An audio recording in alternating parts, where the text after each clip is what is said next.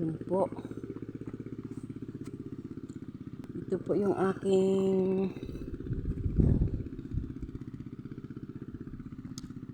aking hinimay na mani dyan sa isang bunton.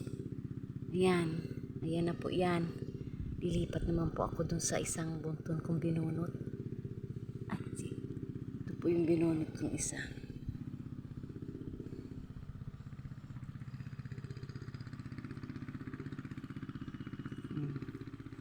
Himayin ko naman po ulit ito.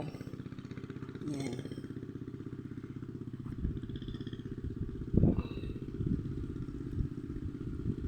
Marami din pong laman. Ano po? Pag natapos ko yan, yan naman po yung natitira pang bunutin. Kakaunti na. Kaya ko po namang bunutin. Ano po? Bago humapon. Ayan.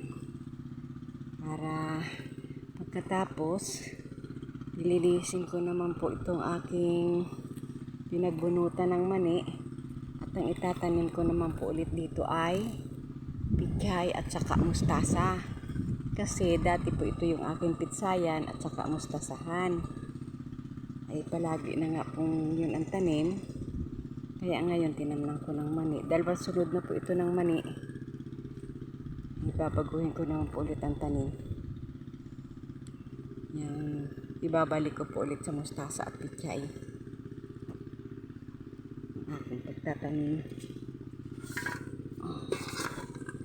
Maghihilay po muna ulit ako ng mani. Yun yung aking unang hinimay na bunton. Pangalawa ito. Mamaya po ulit. Yung po ulit. Isang yun. Yung po ulit.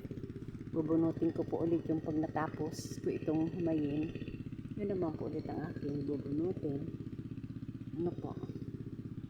Sige, mamaya po ulit.